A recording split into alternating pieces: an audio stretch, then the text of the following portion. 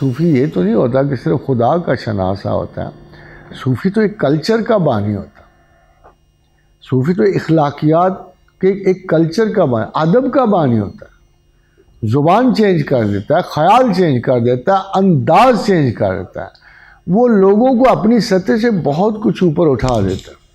تو خواجین حضرات، میں ایک دفعہ ادھر گیا، ادھر ایک بڑے مجذوب مشہور تھے، علم والے بھی نہیں، مجذوب مشہور تھے، کلیام شریف، بابا فضل کلیام والے مستند مجاذیب میں سے تھے۔ تو میں گیا، میں ویسے ہی دیکھا آس پاس ویرانہ سا تھا، ایک چھوٹی سی مسجد بنی ہوئی تھی۔ تو میں نے درویش سے کہا، یا بابا تو ادھر کیا کر رہا ہے؟ کیا تک تھی تیری ادھر آنے کی؟ ادھر تجھے کیا نظر آیا؟ کوئی شہر شور میں جاتا، چار بندے اور تیرے قائل ہوتے۔ تو میں نے کہا، بابا تو کتنی فضول جگہ آ کے بیٹھ گیا، تو نے کیا کیا ادھر آ کے؟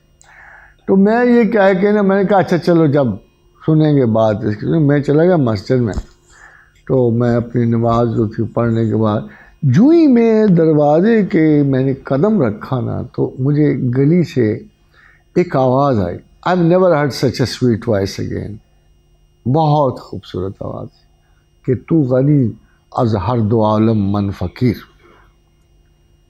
وہ آواز جو تھی نا، وہ مجھے ابھی میں نے بندہ دیکھا نہیں تھا، مگر انتہائی خوبصورت آواز میں کوئی یہ گا رہا تھا کہ تو غنی از ہر دو عالم من فقیر، روز محشر عذرہائے من پذیر، کہ تو دو عالم سے غنی ہے میرے رب کریم، میں فقیر ہوں، اگر محشر میں میرا ایک عذر قبول کر لینا، گر حسابم را ببینی ناگزیر، اگر تو نے ضروری میرا حساب لینا ہے، اگر میرا حساب لینا ناگزیر ہے، تو میری ایک درخواست ہے، میں منت کر رہا ہوں، مجھے بڑی شرم آئے گی، از نگاہ مصطفیٰ پنہاں بغیر، تو آپ میرے اس گناہگاری کے فہرست کو میرے پیغمبر کی نظروں سے بچا لینا، مجھے بڑی شرم آئے گی حضور کے سامنے اپنے گناہ کی لسٹ پڑھتے، میں ان کا غلام تھا، ان کی امت سے تھا، پھر میں نے اتنی برائیاں کر دی۔ تو میں پریشان ہو گیا کہ دیکھو جی، اس ویرانے میں اتنا خوبصورت یہ اشعار اور نعت کی اور اتنی خوبصورت آواز کے ساتھ، تو میں باہر نکلا تو ایک سفید دھوتی میں ایک دیہاتی سفید اوپر وہ پہنے ہوئے وہ جا رہا تھا، اسے میں نے چھیڑا نہیں، میں دوبارہ مزار پہ گیا، میں نے کہا you choose the right place. یہ ان کے کلچر کی وجہ سے کہ صوفیاء کا کلچر صرف علم نہیں، ان کا ادبیت کا رنگ پیدا کرتا ہے، آلموسٹ ایکسٹرا سفسٹیکیشن دیتا ہے، جہالتوں کو رفع کرتا ہے۔ معین الدین نے ایک کلچر پیدا کیا ہے، فرید الدین گنج شکر نے ایک کلچر پیدا کیا ہے۔ یہ یاد رکھیے کہ بادشاہ بھی اس سے متاثر۔ سنیے وہ التتمش کو کیا کہہ رہا تھا۔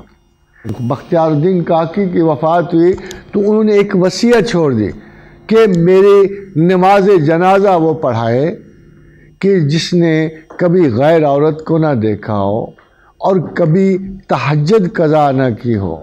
تو جب سارے کھڑے تھے تو پھر سلطان شمس الدین التتمش روتا ہوا باہر نکلا اور کہا، یا شیخ امروز میرا پیش خلق رسوا کر دے، کیا فقیر عالم تم نے آج مجھے خلق کے سامنے رسوا کر دیا۔ یعنی بادشاہ کتنے متقی تھے، کتنے پرہیزگار تھے، یہ آخر ان صوفیاء کے علمی صحبتوں کی وجہ سے تھا۔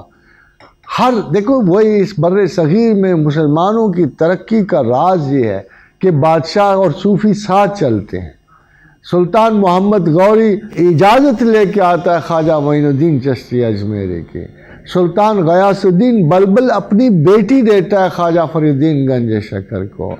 نظام الدین اولیاء جو ہے، جب ان سے بادشاہ گستاخی کرتا ہے تو کہتے ہیں ہنوز دلی دور است۔ یہ وہ فقیر اور درویش کا اور سپاہی کا ساتھ، یہ سب سے مبارک سفر ہوتا ہے۔